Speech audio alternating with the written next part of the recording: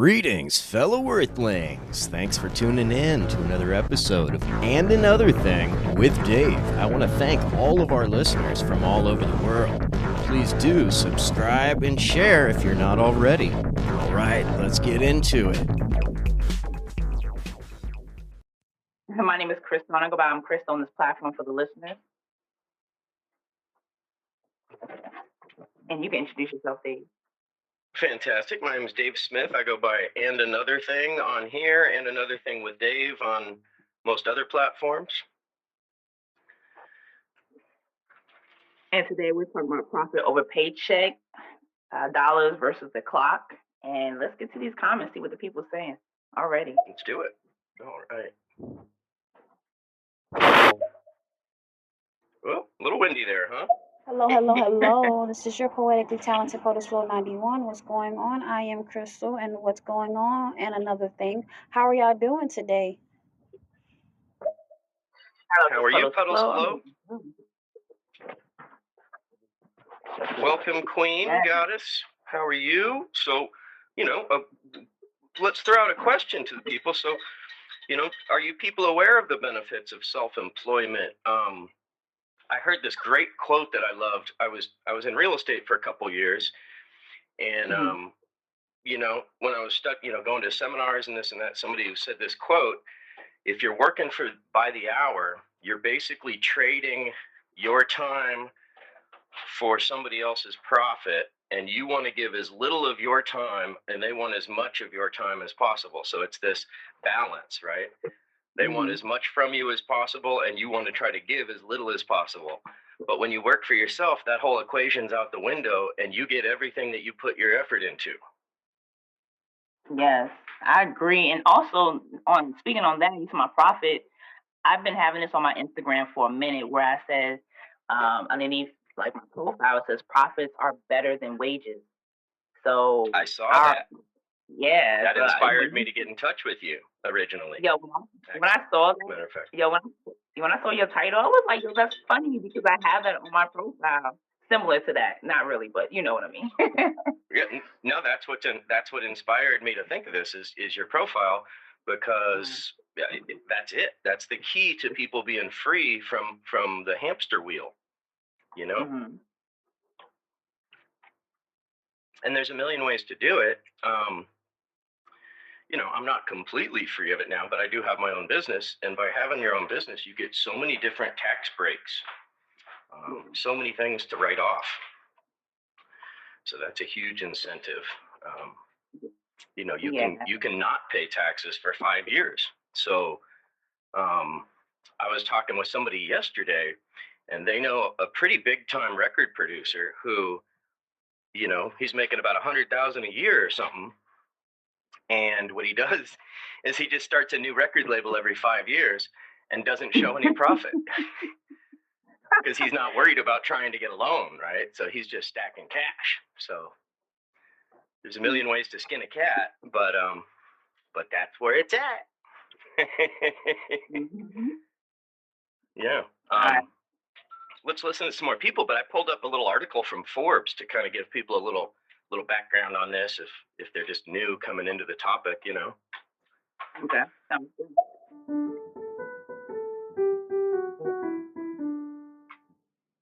I like it. Yeah. Now I know my ABCs. Won't you come and sing with me? Now I know my ABCs. Won't you come and... There it is. I knew that song. Excuse me 1 second. I just need to cough for a second. All right. So thank you for everybody who just came in. I appreciate y'all. We just got started not that long ago. So we would like for you to engage with us, and also share if you have a business or a 9-to-5.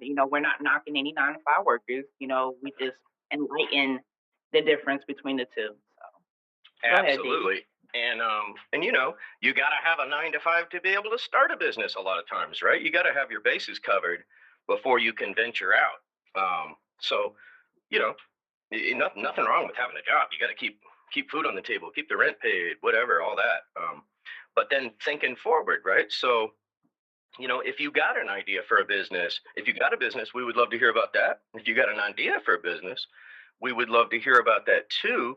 I want to just read some little article here I got from Forbes magazine from January 6th of 2020, and it's called 7 Rules for Wealth, Self-Employment Tax Schemes.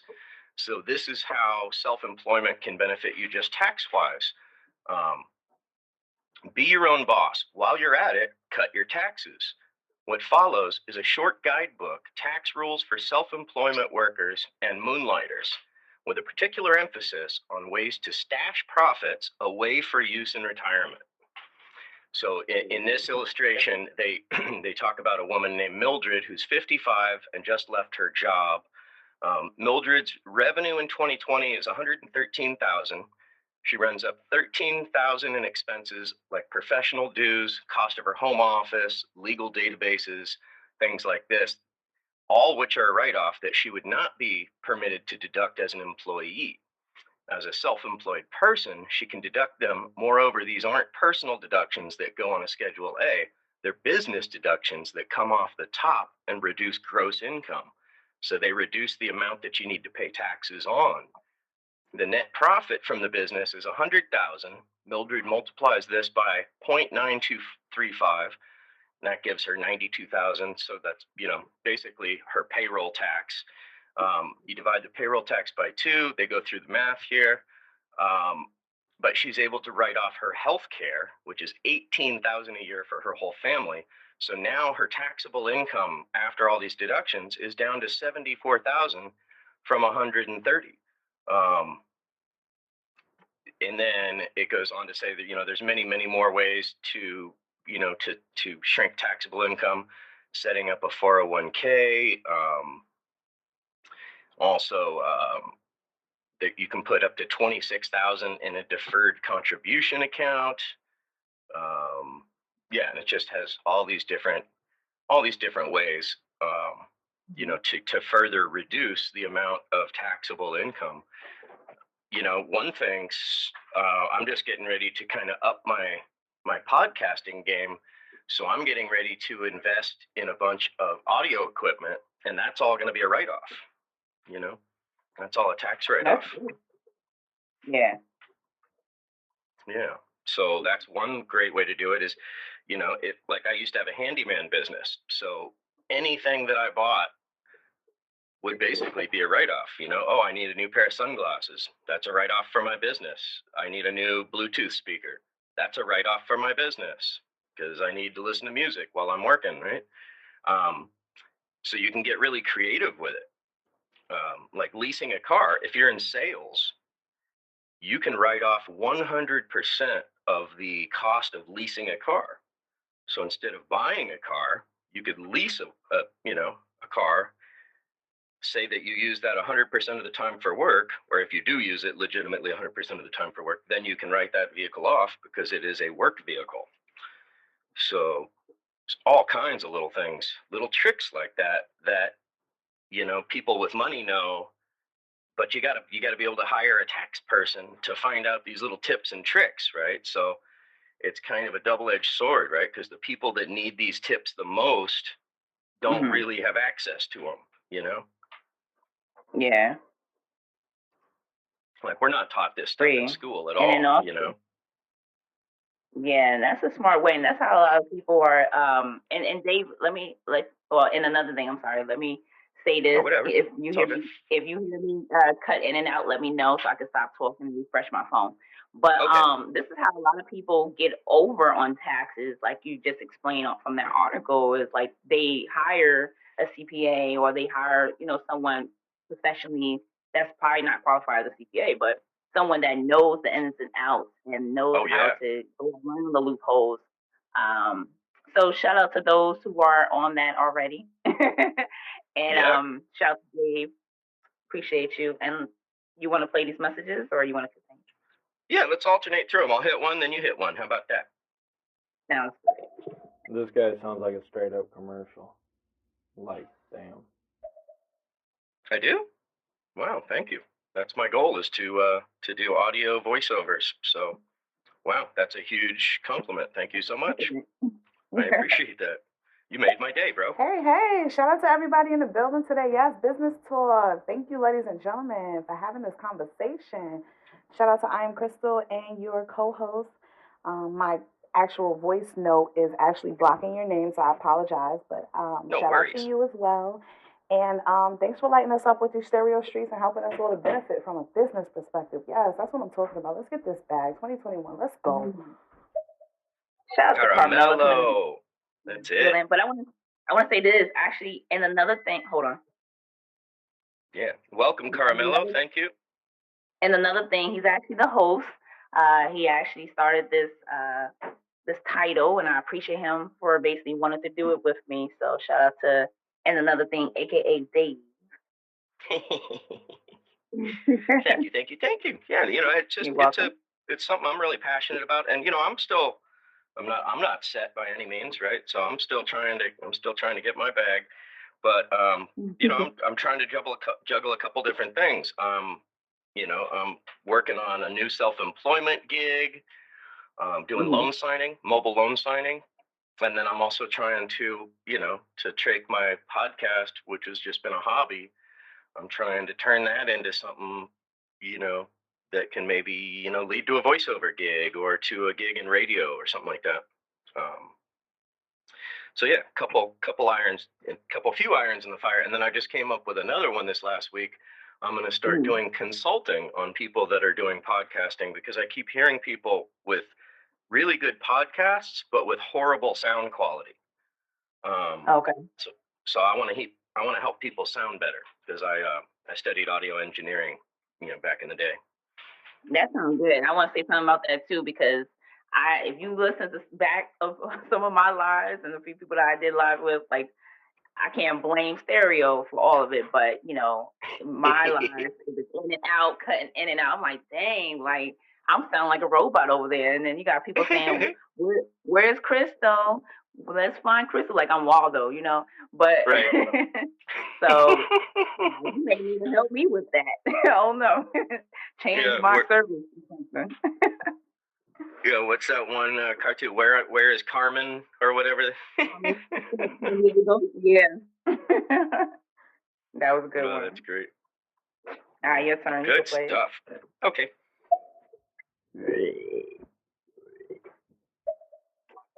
We're getting trolls already. Sounded like a frog. I would do something about that. Maybe try a cup of tea. I don't know. Yeah, and some honey. Sounded painful. When you do your writing off on your businesses, does we call it HMRC down here, so that's the tax man. Do they ask for receipts? Oh yeah. They definitely. Well, they don't ask for them until they put you under the microscope. So you definitely want to have your receipts. Definitely keep your paperwork in order. Get a file cabinet going. Because if they show up and start asking for receipts and you don't have them, that is not going to end well for you. Al Capone went to jail for taxes, not for being a crime boss. So you got to pay the man. They want their cut for sure. Now, question, Dave. Now, do you also say that you should? Because I was listening to a YouTube, and I try to educate my mind on YouTube from YouTube. A lot of valuable resources. Love it. So I've heard this recently because I also have, like I don't know. Okay, so I had bags of receipts for years, but but totally. I also have technology now. So I also have apps where you can just take a picture of the receipt and just go from there. Now I know I want to give a disclosure. I'm not a tax preparer. I'm not an advisor telling you how to spend your money, how to basically go about how to run your business, or as an employee. So I'm putting a disclaimer out there now. I am not giving tax advice or financial advice by any means. I'm just saying what I've done. Exactly. Do not. Yeah, exactly. Talk to a professional. So thank you for saying that. You're welcome. So I want to ask you, do you also have any apps where you scan your receipts and then keep it from there? Because recently, before you answer that question, because recently I heard a lady who used to work with the IRS, and she goes to seminars and teaches this, and she basically says that the IRS still want you to have receipts. Mm-hmm. That's what I my thing is, understand as well. I uh-huh. think it could be good to have as a backup to have this, because I do that too. I have an app that I can take a picture of, and it saves. It's called like a scanner or what mini scanner or whatever. Mhm. Yeah. But as I understand it, that's good for a backup in case you lose your stuff, in case there's a fire or something like that. But that they are ultimately going to want to see like a hard copy paper kind of receipt. Okay. Well, I mean, I'm gonna need for them to be what they call it, go green. I'm gonna need for them to go green because keeping all those papers for 3 years or so is too long. Okay. I know it. And we shouldn't, it should be so much more streamlined. It should all be online, and you should be able to use, for people who maybe don't have a computer at home, you should be able to use a computer at the DMV, at the library, and at the IRS office for free, right? Mm-hmm. Yeah. Yeah, I agree. I don't know if anyone knows this really good life hack, but if you go into any shop, you can get 100% discount if you just walk out with the item. I don't know if anyone's heard that. Pretty good. Not walk out. Money sometimes. Yeah, sometimes that might work out. Other times, some really big guy tackles you from behind. Yeah, that might not work out so well. You might get the Walkman or get the whatever, the iPod, whatever. Not the Walkman, Dave. I'm dating myself, right? I know I'm dating myself. You might get the fanny pack, but but then you're gonna lose your front teeth when the guy tackles you and you hit the pavement. I'm still on the Walkman. You're going back in years, unless you're going to a thrift store. I can't believe I said Walkman. Yep, I just said that. I done dated myself right there. Whoops! Damn, cat's out of the bag. Shit. I didn't mean to say that. I was saying, a paycheck is profit. You feel me? You're still making profit if you know how to manage your money. It's all about management. Oh, yeah. It's not really about more money or less money. It's really about maneuvering around the system. You feel me? You got to be an alchemist. You got to know how to turn water to wine and shit, or bronze into gold. You got to know how to transform a bad situation into a good one. So if you don't know how to manage your time or your money, then shit, a paycheck or a profit ain't gonna really mean shit if you don't know how to, manage your money. So that's how I see it, True. Yeah, no, I think that's a really good point. Yeah, and totally, and we're not dissing that at all. Yeah, exactly. It's all about making money and saving money to be able to do anything, right? But then what we were thinking about is kind of just maybe taking it that next step. So, ultimately, you want to be able to make money when you're sleeping, right? People who are really rolling, they don't have to be doing something to be making money. They got a machine in place that's making passive income, whether it's like an investment property, a clothesline, music products, a book, something like that, right? But that thing can be selling on Amazon 24/7, even while you're sleeping. So yeah, that's kind of passive income, and that's everybody says that's the way to really ramp up, in real estate and passive income, right? Because then while you're at work, you're doubling down, right? You're making money from your side hustle that's on autopilot. And you're even making money when you're sleeping. Yeah. So, yeah, but nothing against working. No, we started off by saying that, because, most of my life I was working for other people. So got to do what you got to do for sure. Absolutely. Yeah. Absolutely. I feel like even if you have a 9 to 5, and I've always said this before, use your 9 to 5 to fuel your business if that's the mentality that you want to move forward with. Or your side, whatever you want to call it, it's still a business. But just don't think we're saying, oh, you got to have that mindset to be an owner. No, because not everybody's meant to be that, and that's okay. Right. Like it's totally before, okay. We need people that's not meant to be business owners. We need y'all to focus on, working as a 9 to 5, because some people are best fit in that industry. So totally. Some people really don't want to trip on work after 5 p.m. And if you're running your own business, There's no such thing as 9 to 5. You know, you're going to pull some 10-hour days. You're going to pull some 12-hour days. When I was doing real estate, I was driving Uber and doing real estate. So I'd do real estate during the day, and then at like 8 o'clock at night, I would drive to San Francisco, an hour away, and drive Uber till 2, 3, 4 in the morning, then drive all the way home another hour, and then get up and go do real estate again. So I had some days where it was 18 hours, brutal. But you do what you got to do. You do. And so I want to play six messages, and I want to talk about also a few things about like maybe not sharing a little bit of like the profit first method, how to pay yourself, or not telling you how to pay yourself, or maybe an idea of what to look at starting off, or maybe not. Maybe I can just give you examples. So I like it. Let's do it. Okay. If you open up a business and it makes losses in the first year, can that be offset in the second year if your business kicks up and you make a lot of profit? Can it be offset against that?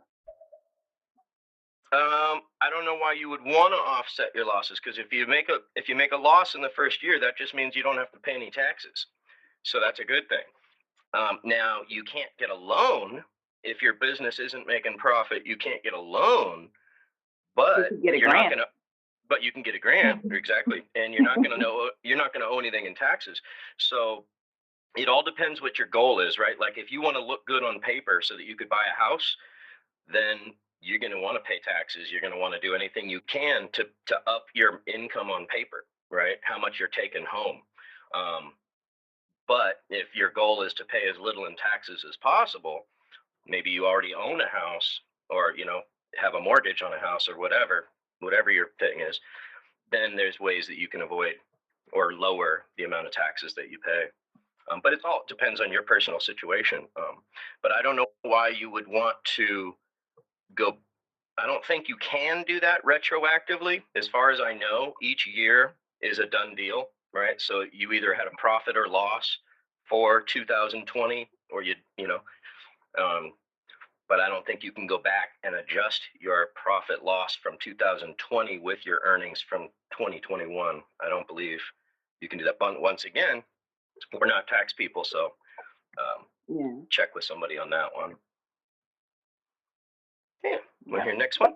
I mean, that's very confusing because, yes, a lot of places ask for hard copies, but you have those that have receipts that's from years and years, over 4 years, and then the letters and the numbers start deteriorating. Like, you can't even see them anymore. So what do they do then? That's a good question. Yeah, I keep mine in a file folder inside a Rubbermaid container, so that it's not getting like bleached by the sun or anything. But yeah, I mean that's some people put them in a box and put them in a storage unit or something. But it still changes, because I have a file cabinet, and some of those documents, I'm like, well, what's going on? What happened? I only had you for like a year, if that. Right. So I get that's why I asked about, because I have an app and I do take photos. Like, for example, if you're a gig worker, this is also great for you to use when you're actually driving for different gigs, like DoorDash and Uber, or whatever gigs you may have that's out there. And just snapping a picture of your gas receipt or snapping a picture of your food receipt, all you got to do, it calculates, and this helped me with my taxes too, because it's already formatted, and it tells you how many miles you've driven, where you started from and ended for the year. Each month it calculates your profits and loss, and a lot of things, and it just takes out the hassle. So when you have a CPA or a tax preparer or whatever, or yourself, you can actually go back, look at it, and just put the numbers in. And just, you could share it with your accountant as well. It has a option, and this one of them that I have, that I'm talking about out of many, is called TripLog. TripLog is one of the apps that I use. I like it. Cool. Yeah, exactly. I used a similar app when I was doing real estate for the same thing. I'm going to all these different appointments, so to write it down physically would have been a nightmare. And then I'm like, oh, where's, now I need a whole notebook just for my mileage. So you got this app, and it's just running in the background. And when you're done, it's like, was that a business trip? You're like, yep. Boom. There you go. Done. Yeah.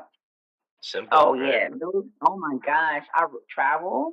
Yes. The last year. That's definitely on my taxes for 2020. Like the travel expenses, the the rentals, the flights, and all that. Because it was the purpose of me going there. So just make sure you put them in the category that's supposed to be. The credits. That's where you get your credits and stuff. So. And that's a whole nother brilliant point that people don't think of is, so say you got a business where you do some type of sales. You could, or anything really. You could meet with somebody in Hawaii, take them out to lunch. Now that's a business trip, as long as you talked about business for a half hour. So now your family vacation to Hawaii is a business trip write-off because you met somebody, bought them lunch, and talked about business for a half hour. So that makes you want to buy lunch. That right there, be like, oh, let me buy. I got you. Let me exactly. buy. Right? Exactly. So it makes you want to do that. Well, we're not talking about business. Okay, you got it. Yep. Exactly. Yeah, I used to have a friend that would do that. He'd reach for the receipt, and then he'd be like, oh, so by the way, and then he'd talk about his business for about a half hour, and then we'd go play golf or whatever, grab a drink or whatever the hell we were doing. But he was hilarious about it. He'd be like, no, I got this. Oh, by the way, we got to talk about business for a sec. He's smart. I like that guy. Yeah, well, that's the guy that taught. That's the guy that taught me. It's like, don't reinvent the wheel. Just play the game that's already laid out, right? But they don't teach us the rules, though. They don't teach us this in school. All right, let's get to 7. I know y'all wanted to hear yourself talk, so let's hear y'all. And I want to hear you too. Hey guys, so my business mentor has challenged me with the task of tripling my sales in the next 45 days. Do you have any suggestions on how I might be able to do that? I own a commercial and residential cleaning business. Oh, sick. Now we're talking. Now we're getting into some nuts and bolts. Oh, I'm excited. I love this kind of shit. See, oh, man. See, this is where I thrive. Like, okay, roll up our sleeves. Now we got a task, right? I've been challenged. So I love this. My first thing would be to go to Google and make a list of all the property management companies in your area and contact them. And ask them if they have a service that they use. If they do, ask them if they have a backup service, right? What do they do in case of emergency if that person can't show up? Oh, snap. Now you could be the go-to. So if that person doesn't show up for some reason, now you're in, But I used to do handyman work, like I was saying, and I got a ton of business from realtors and property managers. So realtors are another angle, right? Because every realtor, when they go to sell a house, they need to get it cleaned, painted, possibly remodeled, right? So every single realtor needs, a house cleaner in their Rolodex that they can call. Sometimes they'll call you at last minute and be like, help, my other cleaner couldn't show up. I got an emergency. And if you could be the hero for a realtor like that, they will never forget that. And you'll be their go-to. So same kind of thing. You might not get a call right away because they might have somebody that they're using. But if that person screws up or, misses an appointment or something, you're in. I would say check those two angles. And between those two, you could get more work than you could handle. And then now you might end up hiring a staff. That might 10x instead of 3 times, that might 10x your business. Now you might just go into management and scheduling, right? You might have so much business that you're just doing the office work now. I like that. Yeah. That's exciting. Congratulations, girl. You're going to do this. I like that. Now, she's grabbing it by the horns. She said commercial cleaning? I mean, or what she said? What was the title? I don't remember if it was commercial or residential, but cleaning, yeah. And then also, given that it's COVID, I'm not sure how you actually progress during this time. But sanitizing services, if you offer that, that's even killer. Like you can even increase your profit, like by increasing your payout. Well, not payout. There you Increase go. the services that you offer. That's a bonus because a lot of I didn't even think about that, but that's brilliant. Yep. yeah, a lot of residential as well as businesses. Like I remember I was working with this contract in the warehouse, and I I didn't see I haven't saw so many people come into that place of business to clean a warehouse, which wasn't that big, only 2 bathrooms and 2 offices. So I'm like, wait, didn't y'all like? I'm looking at these ladies. I was like, hey, what's up? I was like, oh, did they like increase your hours or something? She was like, yeah, since the COVID, we've been coming every week, like twice a week. And I was like, oh, they're sanitizing the offices, they sanitizing the bathrooms, and companies are willing to pay for that because, it's Rona. So that's if you're not doing that right now, that would be an option. Increase how much you offer that as a bonus. Think about other services that other people are not offering right now. Are you 24/7? Do you offer? I don't know what you offer. So if you could come back in and let us know, maybe we could, piggyback off of that or not. Yeah, help us with some more details for sure. Because then we can come up with some more ideas for you. But I like what you said right there because I didn't even think of that. And that's a way of upselling, right? So now you got a client. Well, how do you get more money from the same client? Offer more services. So maybe you got like an entry level price, then a mid level price, and then like your gold club member price or something. Yes. And like you said, Crystal, if you're willing to do 24/7, you could do sterilizing for places when they're closed. Yes, residential and commercial. We talking about banks. We talking about because I seen people working banks. I knew of people who actually did that, and that was years ago. I was like, oh, okay. They clean banks. They clean corporations. They clean schools even. School. Yeah, malls. Just different things like that. You could just think outside of the box. Law firms, anything that you could think of. Of course, now how to put yourself out there more. If you're not already, go on Google and also make sure you have a Google Now page. Like you could people put your name in and you show up on the top of the list. If not, you probably want to hire somebody, or you could do it yourself. Learn it. YouTube teaches everything. And actually get yourself on the top of the list. Look at your competition. See what is it that they're actually putting as their advertisement. Hey, if you got to use some of their stuff, use it, but change something around. Make it stick out much better than what they are already doing. Look at your competition, see what they offer. Offer something better, doubling your prices, yes, but also giving more value for your services. You could do YouTube videos, ads, just post like a commercial or talk about the business, animated, whatever, and just put it out there and then just target those who already have that talk about cleaning and stuff. I don't know, it's a lot. You go TikTok is the best. You can look at TikTok videos, post on TikTok about your services. People will gravitate. It's not about just kids on there. There are adults. So yeah, shout out to you. Totally. Yeah, that's brilliant advice there, Crystal. That thing of reaching out, thinking outside the box. That's what it's all about for sure. Yes. Love it.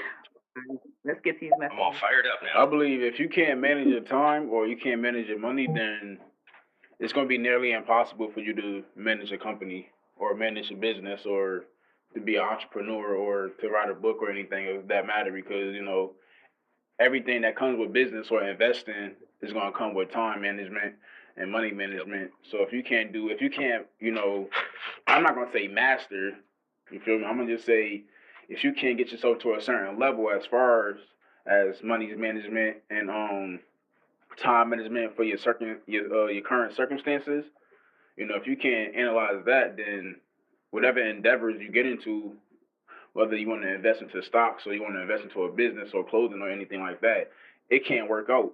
It's going to be impossible for you to do that.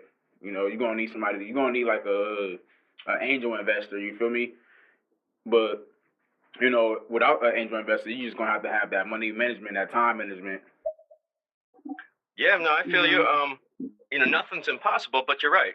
If and this is the thing with people that win the lottery, right? If you don't know how to manage money now, giving you $1 million isn't going to help. You're just going to live large for a minute, and then you're going to end up right back where you were before you won the lottery, broke, or however much money you had before you won the lottery. Like, that's like 80% of the people that win the lottery wind up right back where they were before they won the lottery, because they don't know how to manage money.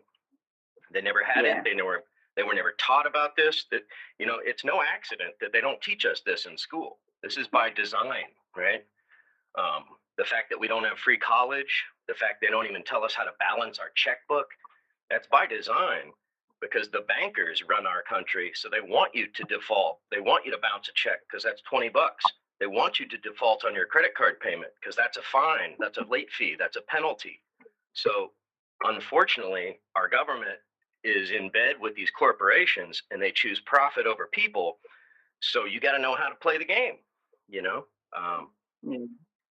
Totally. Anyway, sorry to ramble, but it's a passionate topic. It's a passionate topic, you know? You bringing facts to people who probably didn't think like that, or people who have, and you know, they can relate to us. For you, definitely. So I appreciate it. Yeah, to this ties in. This ties to me. This ties into the 1% keeping the 99% down. It's the suppression of information that could help people free themselves from financial oppression. But we're not taught any of this, man. You know? So. Okay, so we had a burper, and now we got gaseous clay in the house. All righty. Hey, appreciate you, people. Yeah, We got 16 a year. A few days ago, we were talking about, you know, ways to get wealthy and whatnot, and every wealthy person I've spoken to, all of them, they all have one common thread, and they all say the same thing. They say the key to building wealth is real estate. It's real estate, always and forever going to be real estate. And people think that, you know, that means I have to buy a house as an investment property or a condo. Not necessarily. You can start small. You can start with trailers. You can start with, you know, something you can afford. You know, there's tiny homes. There's you know, these new what do you call it, the shipping container homes and things like that. Start wherever you can, but start somewhere. Real estate is the path.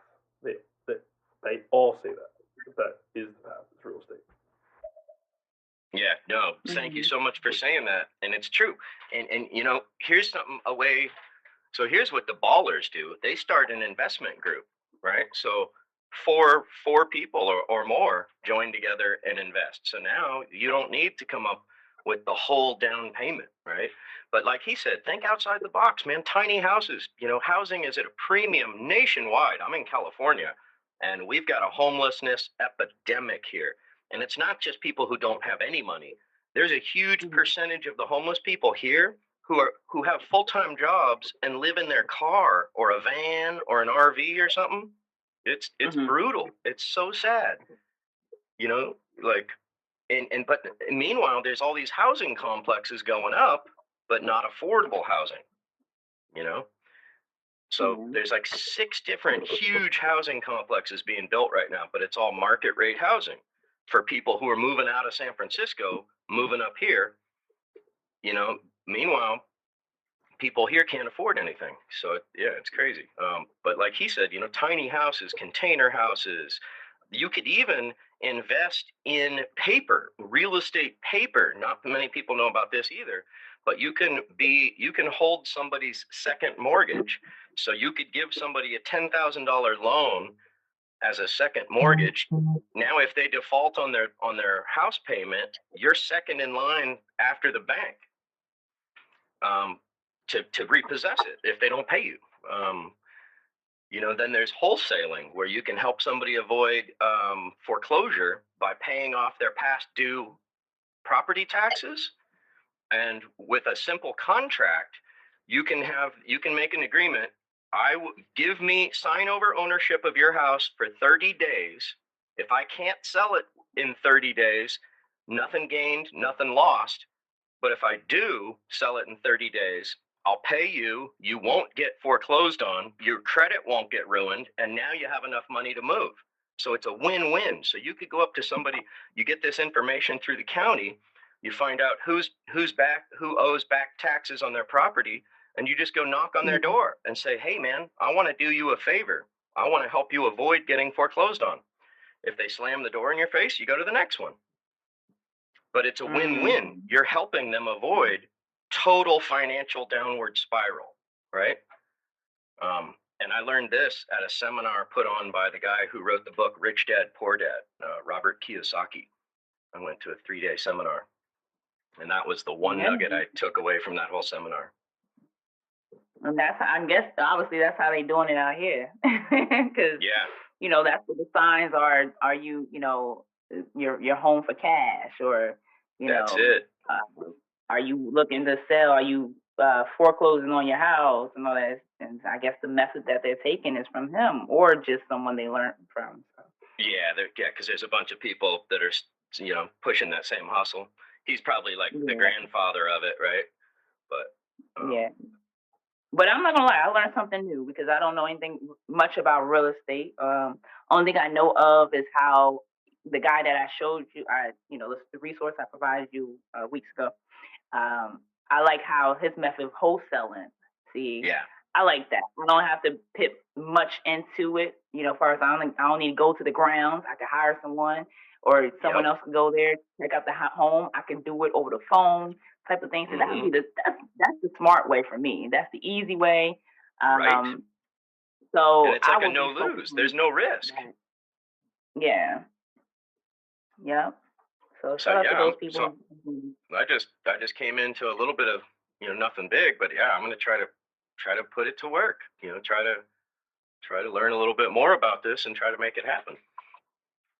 Sounds good. All right, we got 4 messages. Let's go. We got this. You could play it. Okay. Love you people, man. We got 21 here. Let me give a shout out real quick. We got 21 people in here. Twizzlets. Or wait, I won't say that. Twizzletits. That's hilarious. May the poet, Juicy Apple, Socratic Life. That's a very philosophical name. Pakistan 123. I'm call me crazy, but I'm thinking that guy might be in Pakistan. How you doing, man? Matty Wash, Taziri, Red Sox Brewer. I wonder if he brews beer. Charlola, Wild Goose, Nick Nurk, Nimam, Captain Rehab. What's going on, Blissful One? We appreciate you people. You want to hit that next message there, Goddess? Yeah. I think goal setting is a major thing. You gotta have goals. You have to have goals. Yes, sir. I feel like money management and time management, you could, but you can't really utilize time management or money management unless you have a goal. You gotta have a goal in order to utilize those two. You feel me? No matter if it's a business or just regular life, you gotta have some type of goal in order to realize that you're gonna be using or utilizing this time management or money management, in order to get to that goal. So goals is and that's why they say like most business fails probably because they don't really have a goal and I believe education as well. You don't need a master's degree or a PhD or nothing like that, but you're gonna need enough knowledge or enough education and skills to get you started. You feel me? Like just to pump you up and shit and get you started on that shit. Yeah, that's man, I really appreciate your comments, Wise Fool, because really insightful. Definitely can tell you're a thinking dude. In school, so school is different now, right? Like you said, Crystal, you could go to the YouTube University for free, and you could get a master's in anything now, right? Like you name it. What do you like? So I'm studying audio gear, recording techniques for voiceover. I'm learning all this stuff. And whatever you're into, there's somebody that'll teach you for free on YouTube. So take advantage of that for sure. The whole course. You'll find a course up there. You don't have to pay arms and legs and all types of limbs just to get a course nowadays out here. They cost so much. I'm a type of person. I'm going to look for the free, because free is for me. And I'm going to look for a discount, because that's what I like. So, it's no purpose no excuses of, okay, I can't find that information. Somebody Mhm. got it on YouTube. And then if you Oh, learn yeah. it from somewhere else, be the person that teaches it to others. And that's what I like to do. I like to learn something and then bring it to the table for other people to learn it as well. But I also implement it into my businesses or whatever I'm doing in life, or I try Mhm. to. I don't do everything, but at least someone else could benefit from it. So. Right. I love that phrase, each one teach one, right? Like, don't hog that knowledge, share it with somebody else. Because even like the stuff I'm talking about, it's stuff that I haven't done, but that I learned along the pathway of life. But the reason I like talking about it is because somebody else might be in a position where they might have 20 grand where they could go do this, or 10 grand or whatever, right? They might be able to do it right now, where I'm like, oh, I'm gonna try to work on this in the next year or something, right? So you never know. That's why I like to talk about stuff, because you might be able to help somebody. Mm-hmm. Yeah. How long is it reasonable to keep receipts? Is there like a number? I mean, 4, 5, 6 years? Yeah, I just pulled it up on Google. 6 years for self-employment people who may receive multiple 1099s reporting business income from a variety of sources. It can be easy to miss one or overlook reporting some income. To be on the safe side, they should generally keep their 1099s, their receipts, and other records for 6 years. So there we go. And that's from Kiplinger Tax Records or something like that. Kiplinger.com. So they sound like they're a tax professional. But once again, you Google it and don't quote me. Don't sue me, people. I'm just trying to help you. Trying to help you help yourself. But I am not a financial advisor by any means, or I would be doing much better than I am right now. And you still have time. You still have time. Yeah, exactly. I'm not done. In time management, I think one other thing I learned in real estate, that I'm not really implementing but would like to, is they gave you this calendar, and it was 7 a.m. to 7 p.m. every day. Fill it in. What do you do? Where does your time go? And when I started doing that, I'm like, oh my God, really? 4 hours on Facebook? Do I really do that? Yep, I do. Oh my God. Right? So you start seeing where you waste your time, right? So that's a huge benefit as far as being able to increase productivity, because you can look at what chunks of your day you're just wasting. And for me, it was pretty huge. Yeah, I can agree, because YouTube be having me like, oh my gosh, I didn't do anything with my life today. What in the world? But, you gotta blame you're yourself. learning stuff, right? But you are, but some you some are. of it's fun. The difference But is, though, from someone who learn and constantly learn and don't implement it into and execute the situation. I feel that's you. the difference. And I can learn all day long, but if I don't Mhm. execute it in my own work, then what is it that I'm actually doing? Yeah, I'm wasting time, So Right. you gotta learn the difference. Because Yep. there's so many people like, oh, I know that. So like Carmela would say, well, I'm not going to quote her because I can't remember the whole quote, but I would say, idea is an idea unless you execute it at the end of the day. But she says it better. So, yeah, so pick Yeah, and what you learn. ideas, those are like those. I had this idea the other day about ideas.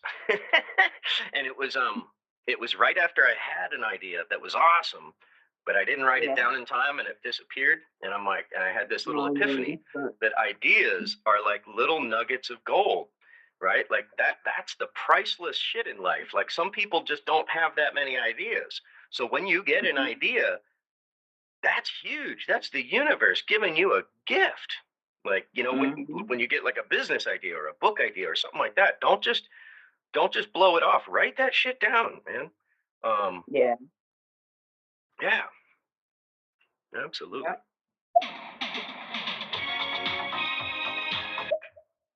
Okay.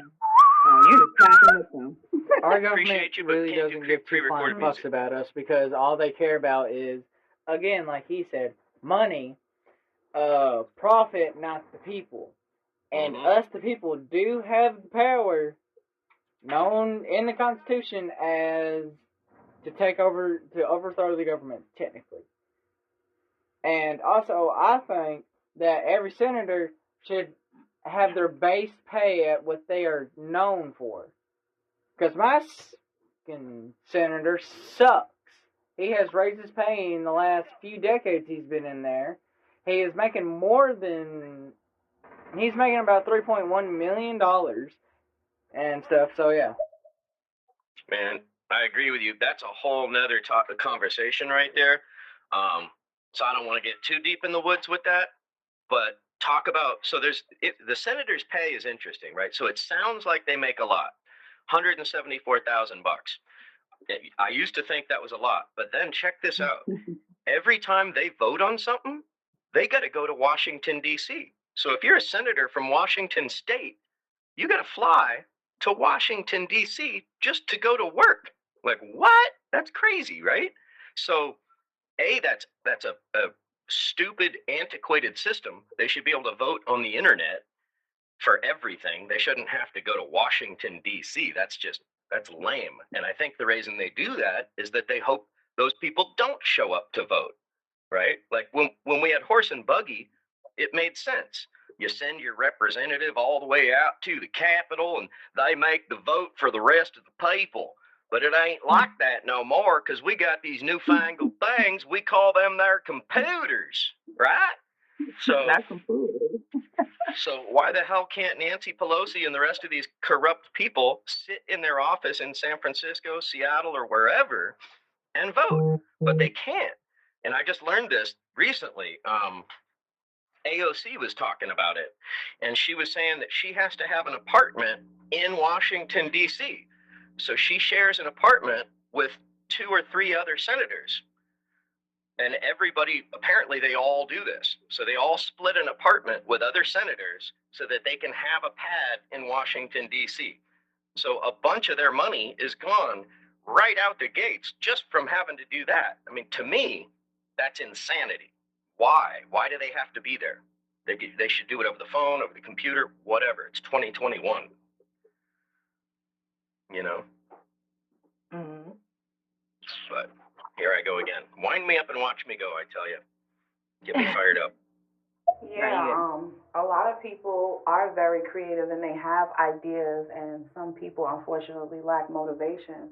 So I would encourage all those people who do have ideas, like he said, write that down, man. But yes, definitely write it down and understand that it's going to take effort for you to execute now. And it's going to take effort for you to maintain now.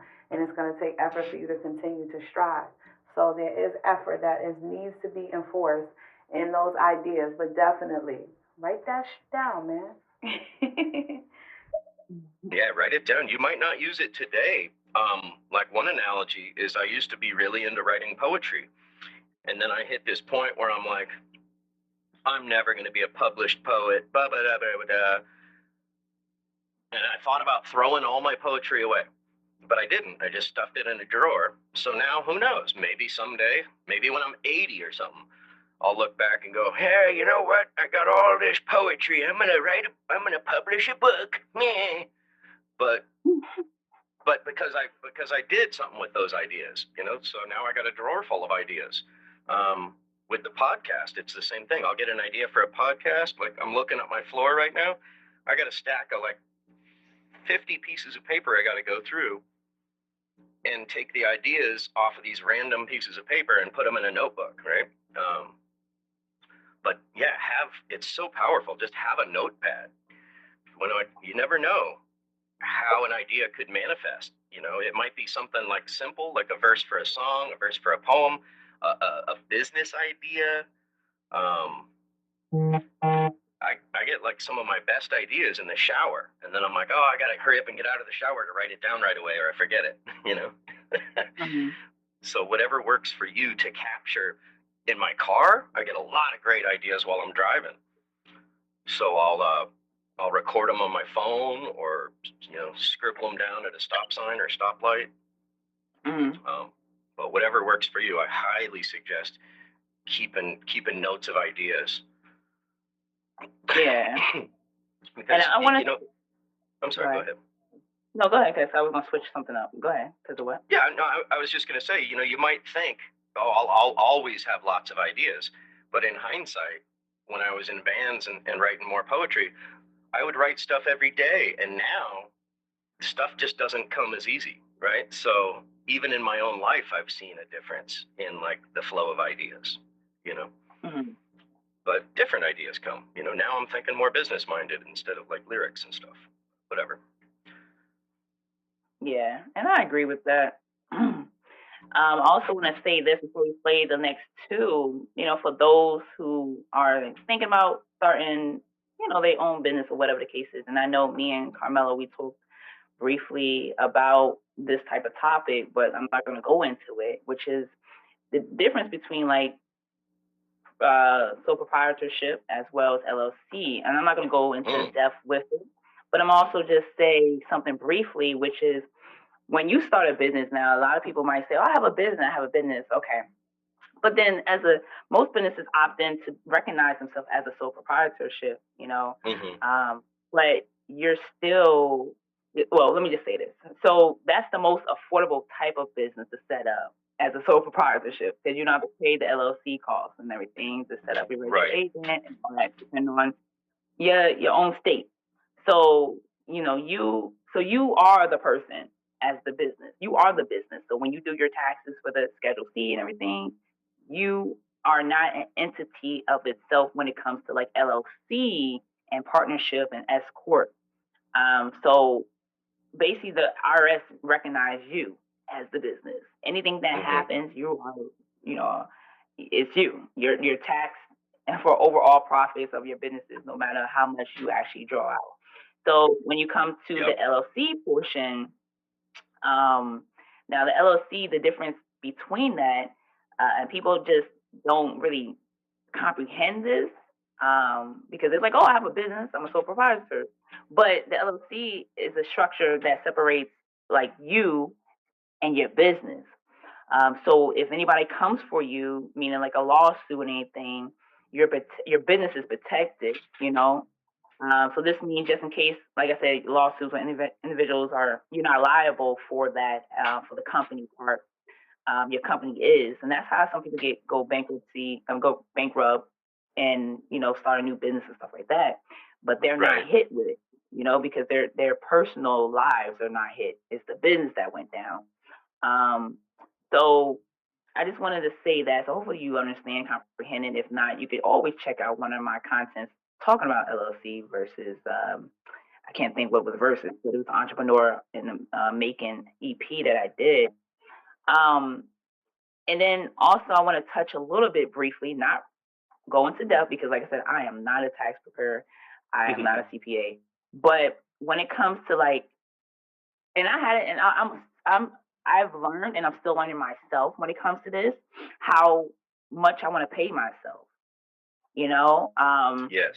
And then people, I didn't speak about this, but you know, you also can open up an S corp, and that's a whole different thing. I'm not going to go into depth with it. You can always go on TikTok and see how people break that down, and put in your LLC underneath, or a corporation, and put in your LLC underneath that.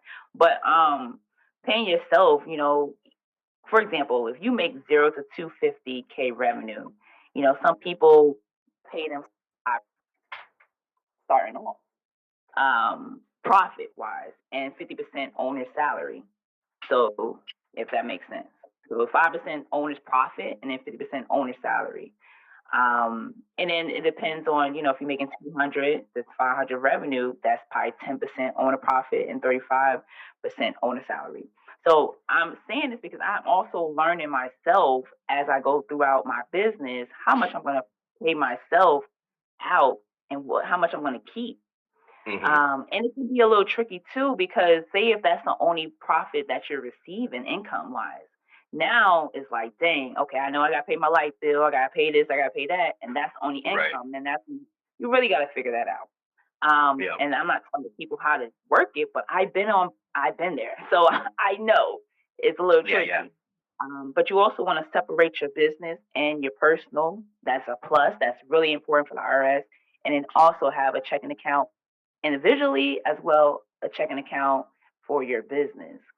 Yes, that is so key because that makes everything so much easier at tax time, right? Any check written out of your business account is a write-off. Yeah.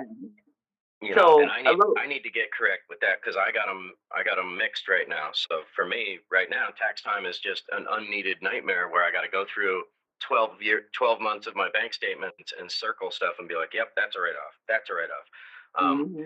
And it's all just because I got that, because in the past I've had a business bank account, but you know, I moved, whatever, living in a new county. So that's one thing I haven't followed through with. So thank you for bringing that up. All right, thanks for tuning into another episode and another thing with Dave. Please follow, subscribe, and share. I'm on all social media and another thing with Dave.